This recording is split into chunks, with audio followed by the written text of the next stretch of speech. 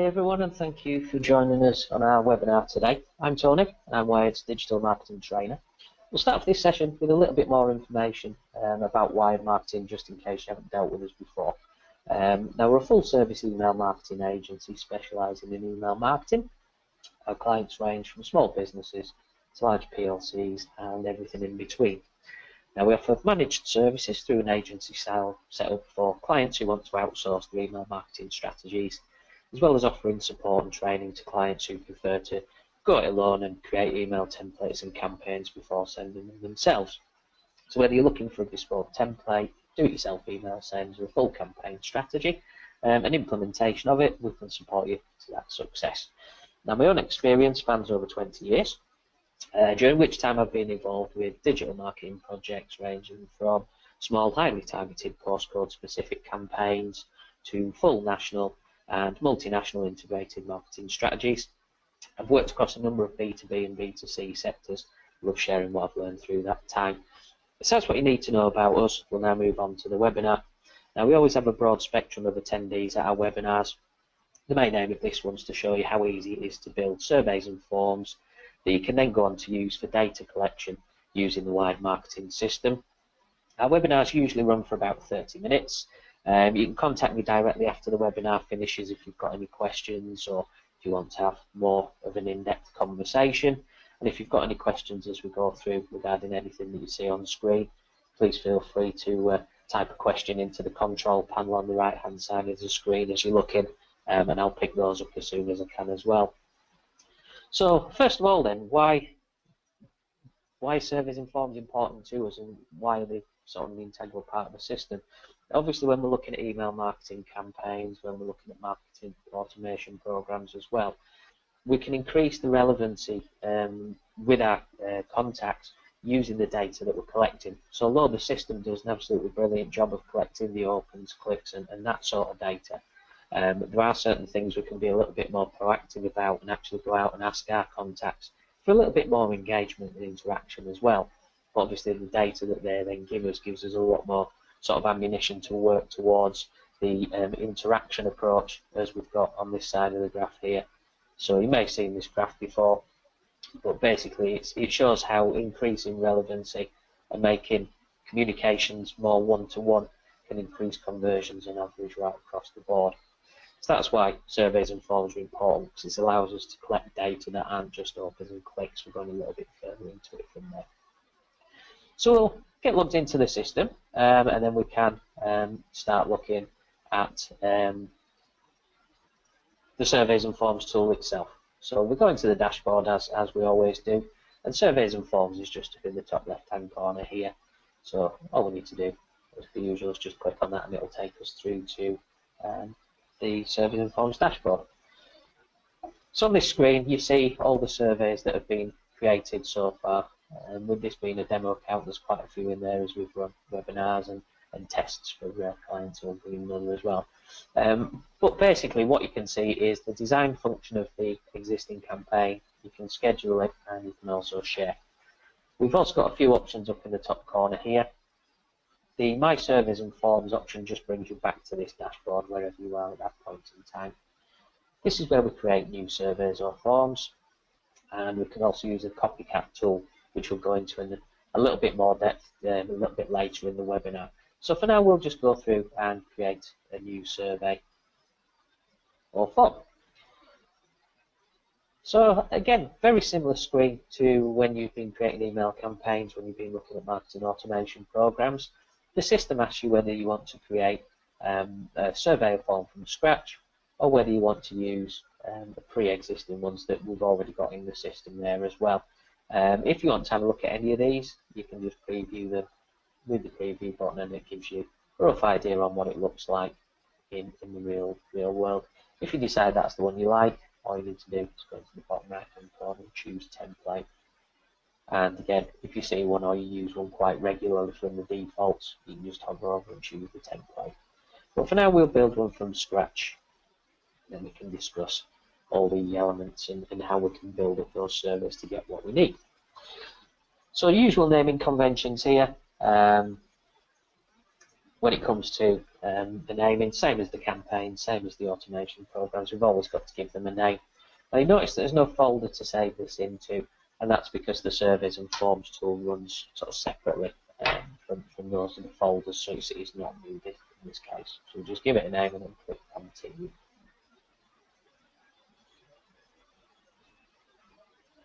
And it now takes us into the drag and drop editor. Very, very similar to what you were seeing with the email campaigns, with the marketing automation programs, with maybe segmentation and the data splits as well that we can use on the other parts of the system. And it is, just as it says it is, it's a drag and drop editor.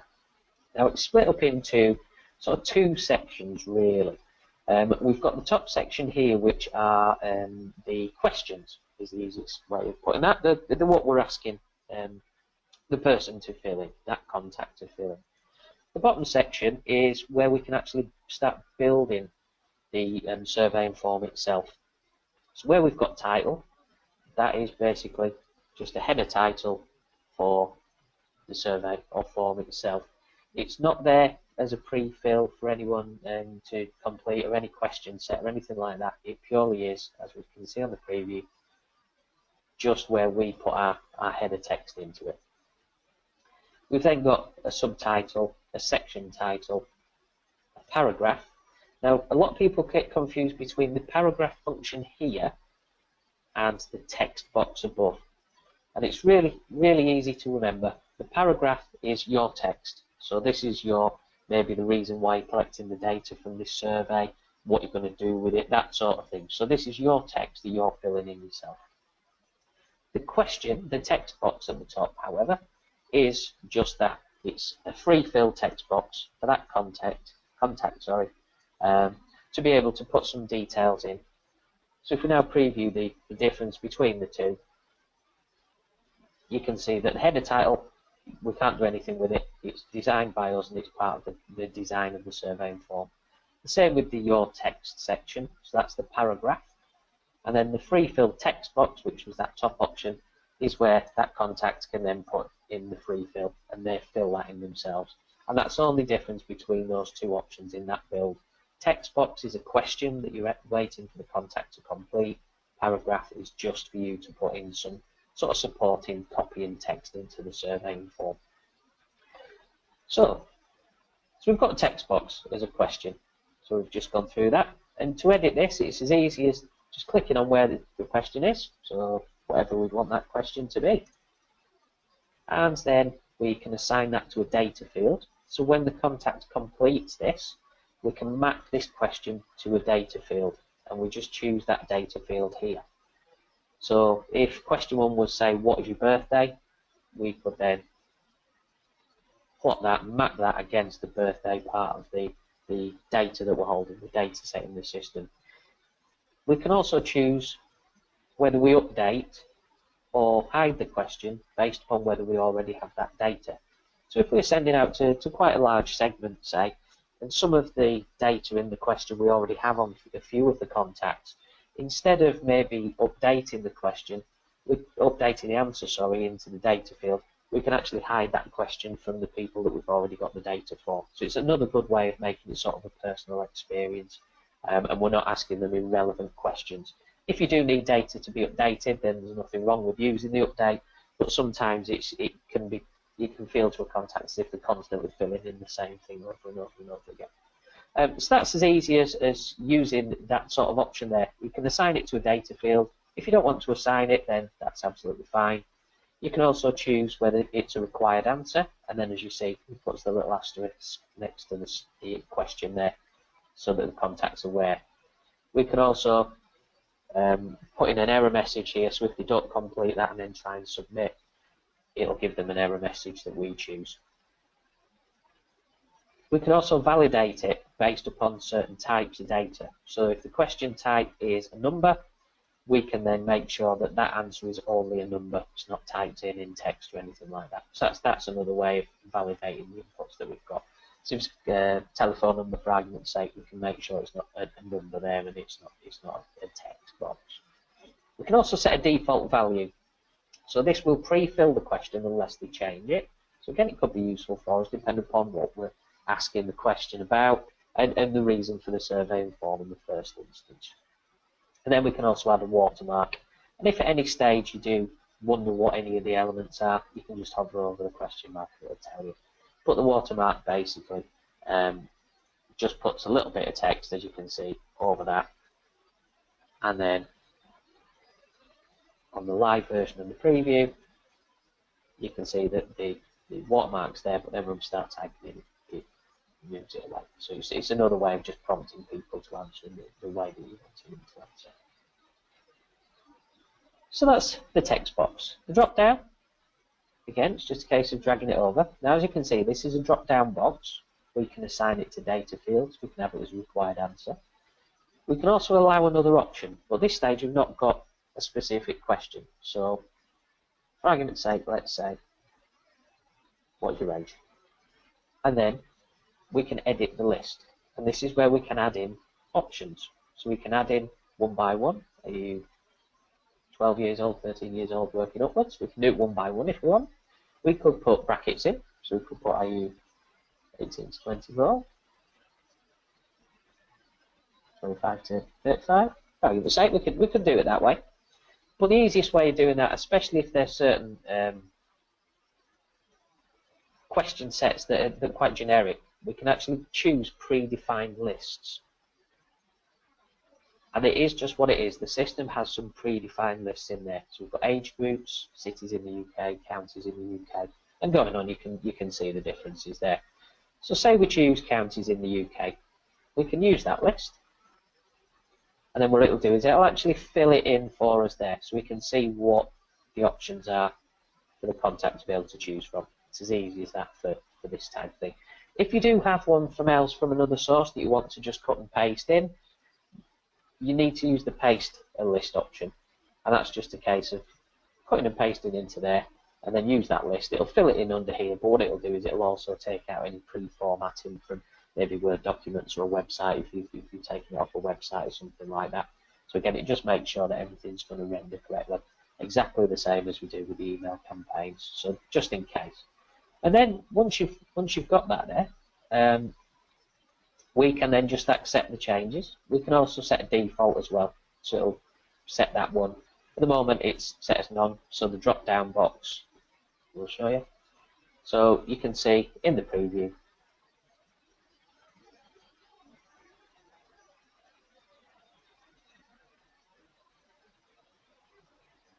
is already set at a 0 figure, so please select.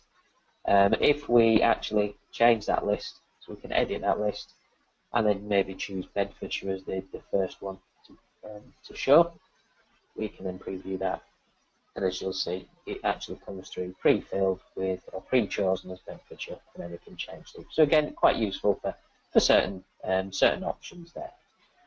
Again, we can assign these answers to a data field, we can put in the required answers, and the other option. So what this does is allows them to actually put in, if it's not in the list, the correct answer. And again, if we choose to do so, that will also assign that to the data field, just in case, in this instance, we've missed any counties or the specific counties that they want to put the cells in as. So it does give you a little bit of flexibility there. Now you see there is a little grayed out option just here, page branching.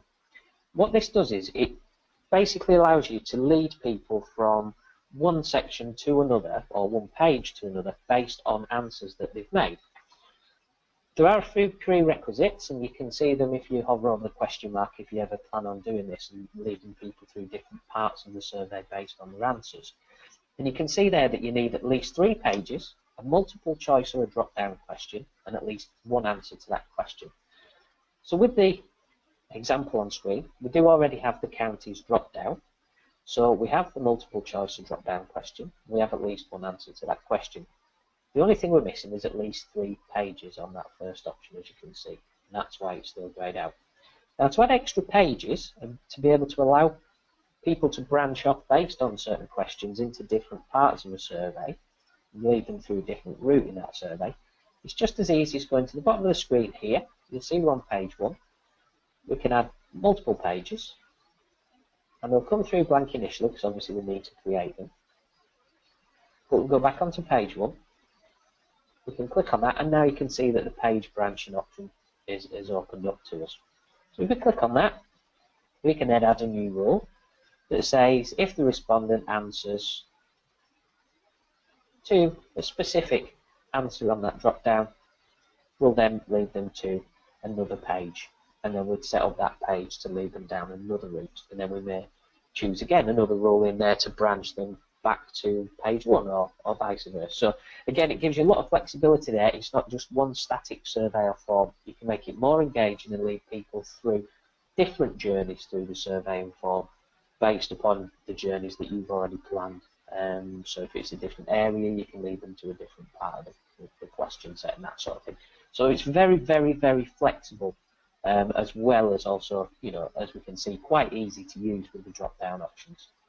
So that's the drop-down box. Multiple choice is a very, very similar thing. We can add a list of certain questions and answers there for them to choose from. Rather than just being able to choose one, they can obviously choose multiple versions of that. We can then assign those to data fields and choose which data fields they're plotted against, whether it's a required answer. And as with the drop down, we can also choose to edit the list and then choose from the predefined again if we wish to do so. So it's another way of getting a similar sort of question in, but this time we can choose multiple options rather than one. And then we've also got the allow other option there as well. Now with this being a case of not just one specific answer, this can be multiple answers. Page branching is not available for this type of question, naturally, because there may be more than one answer and you'd have to lead them through to multiple pages all at once. So that's worth bearing in mind if you did want to lead them through a route and just the differences between the two types of question. We've then also got checkboxes. So checkboxes, again, are just that. Again, because the multiple answers, we can't set them as and assign to a data field in this instance, but we can put down as a required answer or allow them another option, and we can also choose from that predefined list if we wish to do so as well.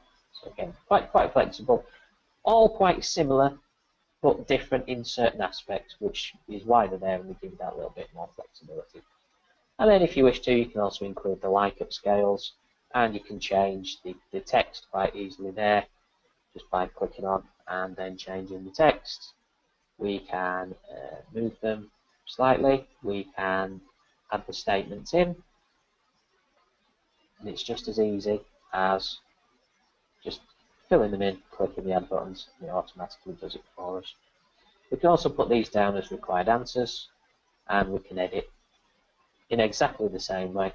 So we can import statements, so these would be the questions, and then we can also choose from the predefined list for the responses as well if we wish to do so.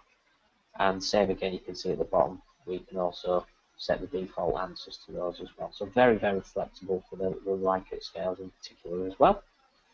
We then can include email address. So if we drag that into that section there, and this will be literally the email address we're asking to collect it.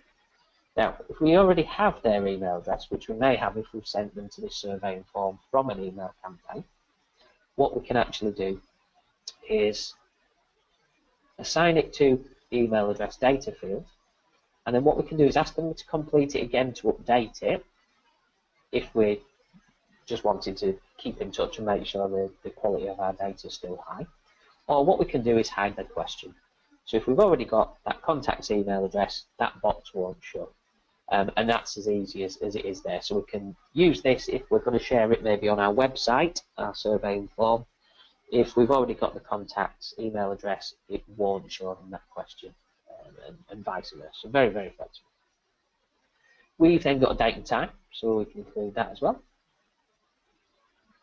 And we can put hidden values in. Now, hidden values are useful if you were using the surveyor form based on people coming from a certain area. So maybe it's a pay-per-click ad that's going to a landing page with this surveying form, or just leading straight through to this surveying form as it's hosted in the system. So in that case, what we'd do is we would say that this value is coming from Google pay-per-click for argument's sake. And what it'll do then is we can assign it to a data field, which would be the source, in that instance, and that will pre-fill it. It won't actually show to the contact though. So we can actually put a value in that says this surveying form has been completed because the contact found it on a Google pay-per-click ad. And as you can see, it's not actually available on the page. You can't see it. It is a hidden value, and it also allows you to pre-fill data fields without that contact having to put them in themselves. So usually things like sources and that type of thing is quite useful for that. And then underneath here, as I say, we've got the actual blocks that we can build up with the instructions on. We can add images if we wish to do so. It's a little bit different to the email campaigns here, but you can select the image and then you can go through the image manager and it still drags them through from the system images that you have there. And then if you wish to do so, you can align them, resize them using the usual functions there, so if you want them a bit smaller, that sort of thing. You can add some alt text into it as well, and a link URL if you want them to be able to click through to somewhere else from there. So again, quite straightforward. And then we've got 2-column and 3-column layouts. So if you did want to maybe put an image and maybe a text box, or again, not the text box question, but maybe a little bit of supporting text, you can also do that there. And as you can see, we can preview it.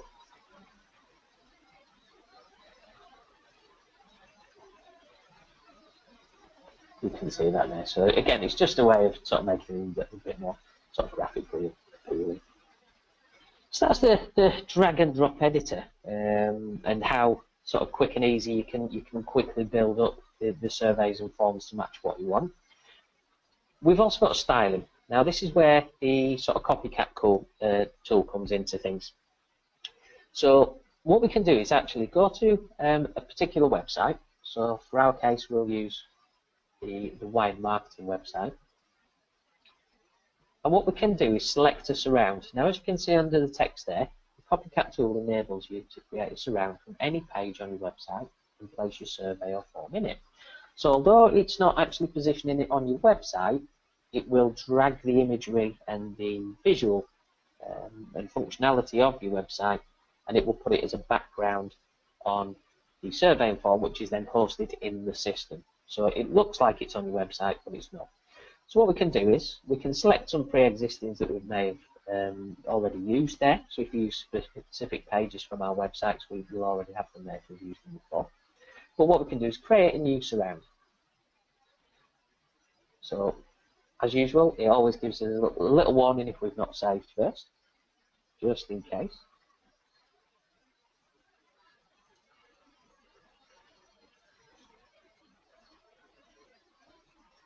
And then we can enter the location of the page. So this would be the URL. So for this one, we use the Wired Marketing homepage. And then there's a little disclaimer underneath asking you to confirm that you actually own the site and you have permission to copy it. Obviously, that's for copyright things. You can't go pinching somebody else's website design and then putting your surveying form on it and making it look as if it's their page. So, and then all we need to do is click on Create Surround. And as you can see, it'll say it's now importing the image and loading the copycat.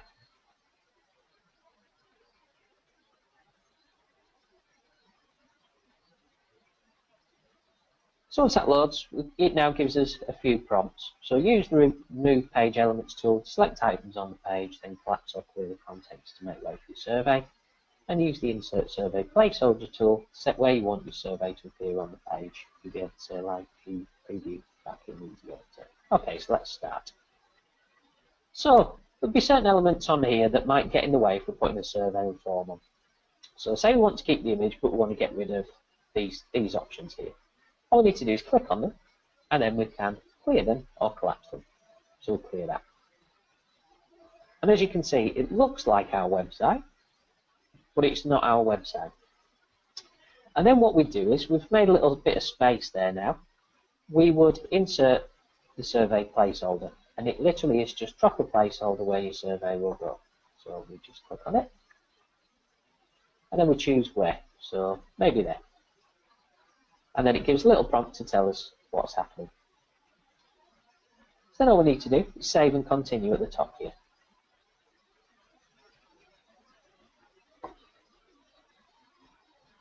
It's now doing its thing, adding that surround. So now you can see that everything's fine, the surround's been applied, and we can now preview that. And you'll see our survey and form will pop into that little area that we put it into there. So again, my design's not absolutely brilliant there. It's gone over the image, but with a little bit of time, a little bit of patience with it, we can actually stick it in the perfect area for you on the website. And as I say, this isn't showing on your website. It just looks as if it is, and it's as you can see, posted on the system itself.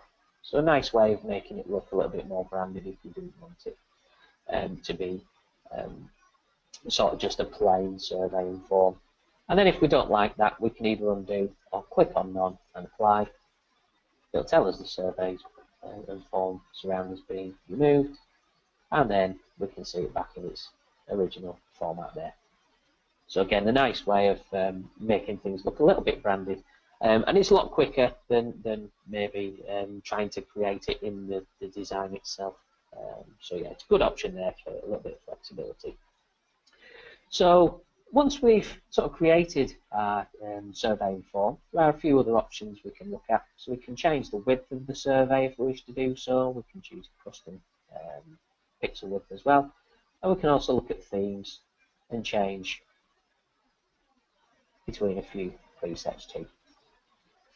If we've got any text in there, so any text or any questions, we can edit them as per usual, like the Word sort of format. So we can change the font to one of the defaults, we can change the size, and we can make it bold and change the alignments too. And then if we do want a link, it's as easy just highlighting it, choosing link,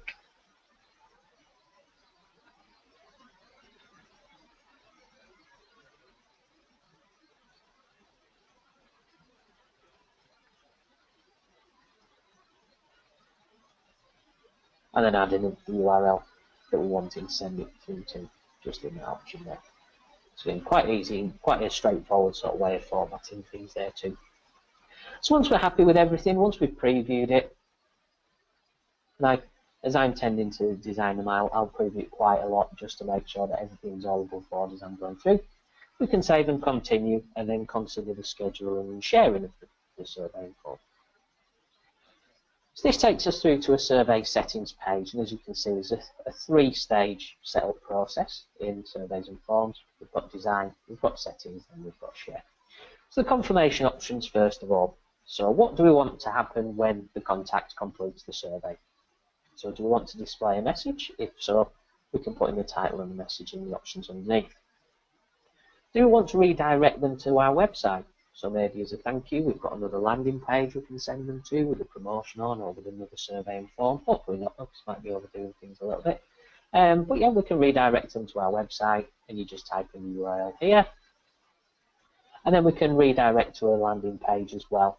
Now these would be landing pages that we've got set up already in the system. So again, we can just choose one of the ones that we've already designed, and we'd probably create a landing page specific for the people that are landing from this particular survey form in that instance.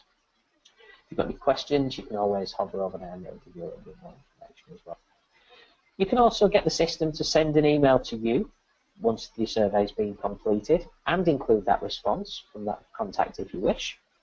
Or you can send an email to the respondent, so you can send a brand new message. You just complete the details and include their responses, or not if you wish.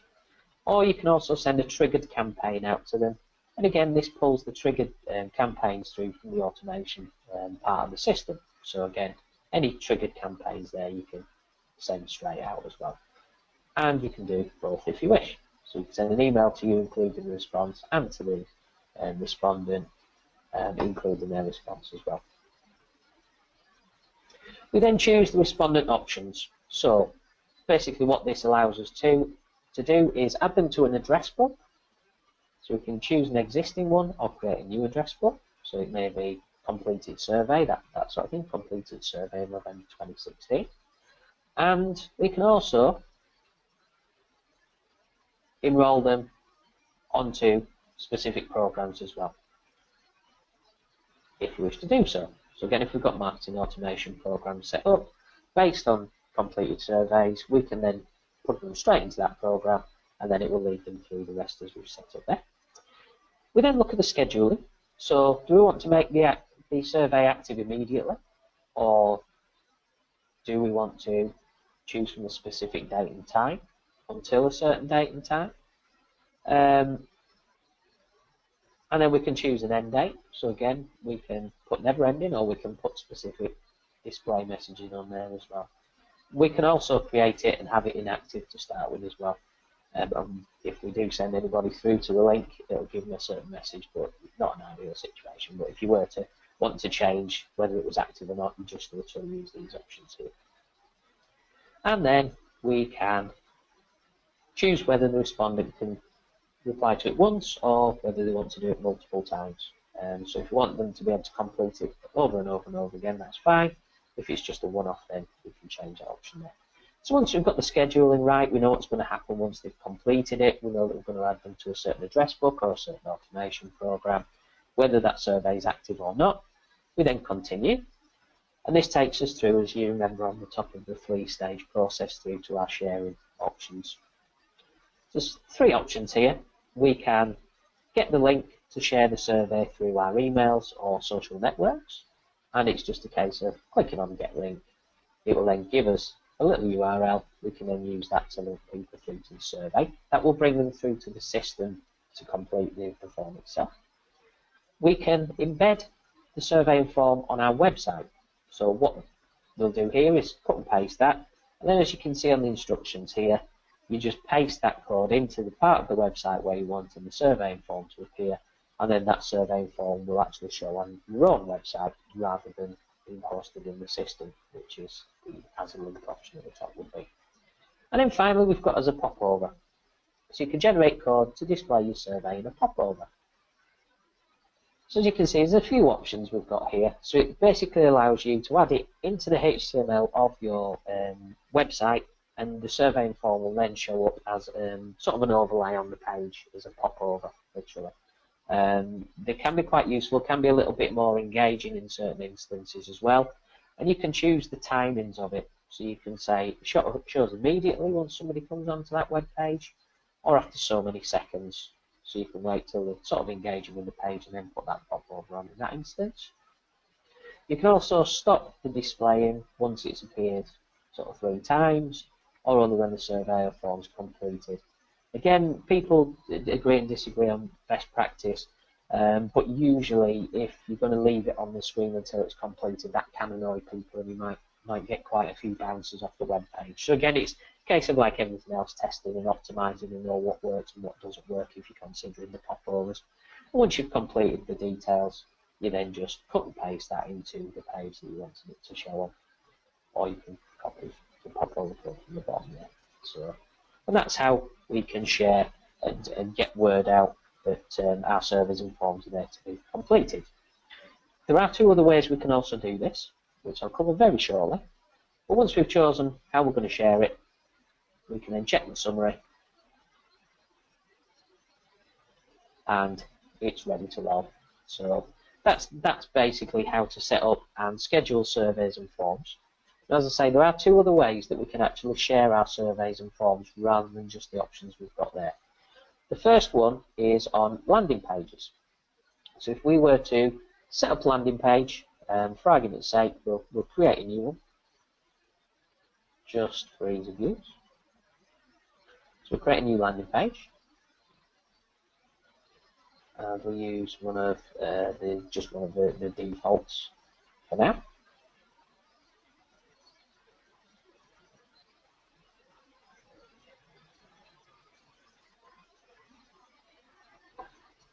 So we've got a landing page set up, and say this was the one that you've already created. Down under the build options here, you can see surveys and forms. And what we can do is choose any surveys and forms that we've already created. So say we'll use this test one. And then all we need to do is just drag it into the area on the template that we've created for the landing page where we want that surveying form to sit. As you can see, it doesn't do anything initially, but then when we preview it,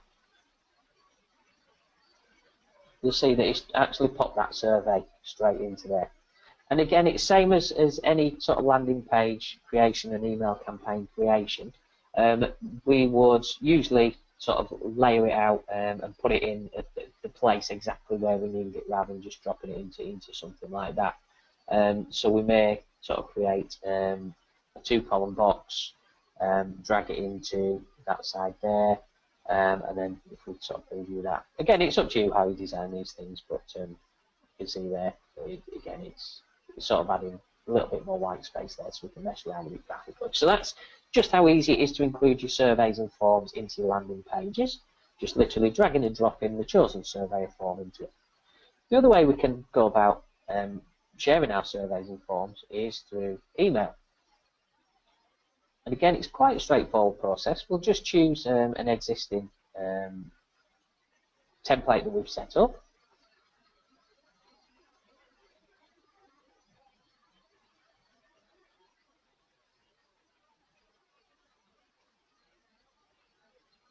And then all we need to do is find a little bit of text. So what we'll do is we'll drag in the text box right at the very bottom. And then we can use the link option. Then you change the text to suit.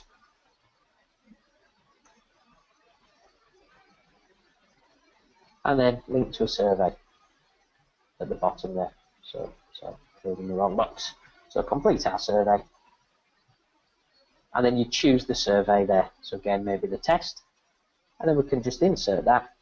And it's as easy as that. Now what this does, as you'll see in the preview, it doesn't download the survey, because obviously that would start adding code and extra data to the email campaign itself. It might get us sort of blocked in spam filters. But we can send a link through to the survey, and again we can style that up to make the font a little bit bigger, make the box different colour, that sort of thing. But again, it's another way of being able to add surveys and forms into the email campaigns themselves as well. So that's pretty much the surveys and forms tools, and now we can start approaching the design, the build, the scheduling, and where we can share them, creating the popovers, sharing on landing pages that we've got in the system, or sharing in the email campaigns themselves. And as you can see, it is quite easy to do all of that, which then allows you to collect more data from your contacts. That results in increased relevancy and hopefully return on investment from your email campaigns and your automation strategies as well. So that's the end of the webinar. I hope that you found it useful and that you now have a better understanding of the surveys and forms tool, how flexible and easy the system is when creating those surveys and forms that support your campaigns on the Wired system. Our contact details are on screen. At Wired, we're very open to any questions that you might have, so please feel free to contact us if you want to see how Wired Marketing can help you achieve your email marketing success, or if you want to chat about what you're doing with your campaigns at the moment. Our next webinar will be a live session next Friday, the 11th of November, at 11:30 AM, a little bit later than usual, due to it being Armistice Day. In that webinar, we'll be showing you how to build surveys and forms, sorry, not surveys and forms, that was this week. We'll be showing you some more details about segmentation, how you can use segmentation and implement that in your campaigns, your automation programs, and the use of the system completely. So it's going to be maybe a little bit longer session than usual, because there's going to be quite a lot to cover in there, possibly a few questions as well. If you want to register to attend that, please visit our website. Let us know. We'll get you registered for that straight away. And finally, the Wired team and I would like to thank you for attending the webinar today. We wish you every success with your email marketing and marketing going forward. As I mentioned, if you do have any questions, you know where we are. Please contact us. Thank you so much for attending. We hope to see you at our future webinars. Have a good Friday. Goodbye.